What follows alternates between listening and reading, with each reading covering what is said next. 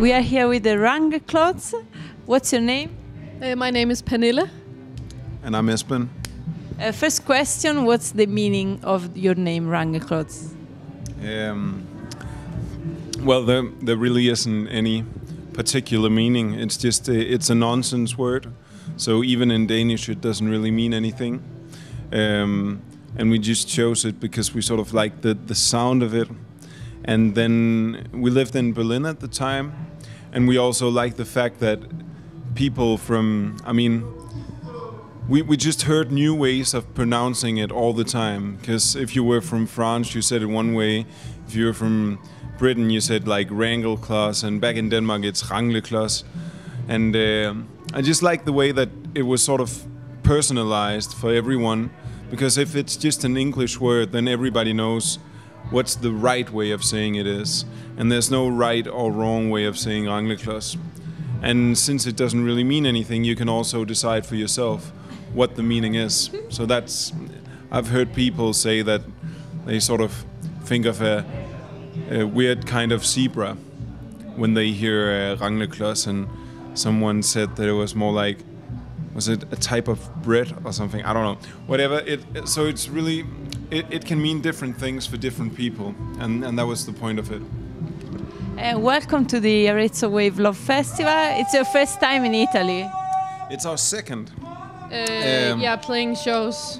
Yeah. But we've been to Italy many times on vacation and holidays. Yeah. Maybe your first time in Tuscany. Yeah, actually for me it is. Whoa, that guy is really Into it. Yeah. Your first time what? It's my first time in Toscana. Okay. I'm not really sure where Tuscany starts. In the center of Italy. We've been to Milano, so it doesn't. So you're wrong. I'm wrong. You're dead wrong. Sorry. And then I think my favorite. It's really difficult. Someone is warming up. Yeah. I think it's the singer of the Ministry, the band's after you on the stage. Notes. Yeah.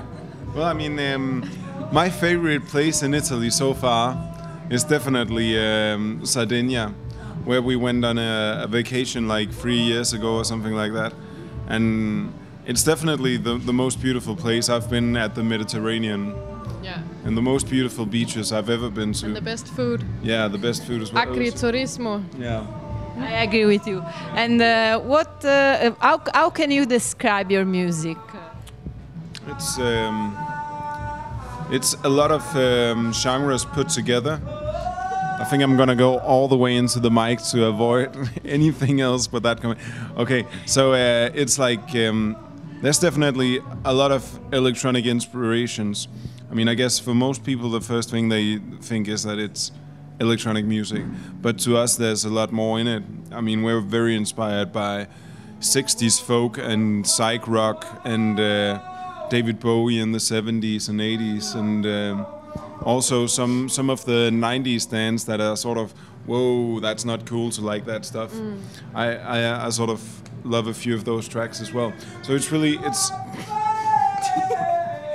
But we think it's really important to us that it's sort of genre free. Yeah. That it's not. that there's no dogmas. The really important thing to us. It's hard to do this interview, but we have to do it. And I want to ask you. The time I'm about to make a point is like.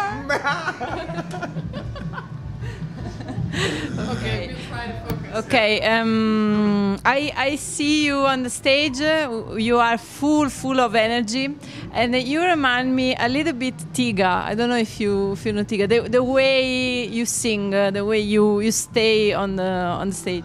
Yeah, I think I remember one song of Tiga from some years back, but it's not something that we know that well. No. But it is very important for us to be energetic on stage, both for the sake of the audience, but most of all for ourselves, to keep it interesting for us to play concerts, because we've played these songs many times before. So if you just go up there and just like, it's just gonna be a really boring night for everyone. So I mean, we have one of the best jobs you can get, and you have to enjoy that. But it's also the challenge of making electronic music really physical, not just standing still behind the laptop and like build a wall between what's going on stage. Because sometimes that's what's happening with electronic acts. That it's kind of distant somehow. So we really want to get through with. Yes. Okay. Did you know something of the Italian music? Maybe. Way too little. I mean, it's okay if you say no. Most. I mean, it's not an entirely Italian thing, but the genre called Italo disco, which is both like the older, and then there was like the end of the 90s where it sort of had a comeback, and so I listened a lot to it back then. So that's and like the back in the early 2000s, like there was a lot of filter house music, sort of Daft Punkish. That there was a lot of really good stuff from Italy as well. The guy called Shakedown. I'm pretty sure he's Italian, and some other people really digged it at that point. The last question: what you are listening now? What you have in your iPod? Right now we are tripping about Blaven. It's UK act, right? A London producer. Really dirty club. How can you describe it? Like garage club music. And John Hopkins, who has been working with Brian Eno and stuff like that. He's not as old as that guy. He's like, I don't know, 30, I'm guessing.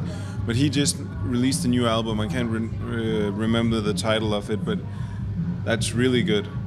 And then I'm really into When Saints Go Machine from Denmark. Really cool band. You should check it out.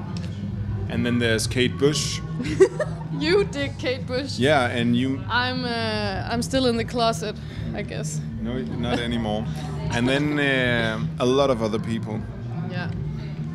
And the next show, where will you be? It's a festival tomorrow in Estonia. So in Estonia, okay. So we're getting up pretty early. Hedemiste. I think that's the name of the city. Yeah. And the best show of your life, where?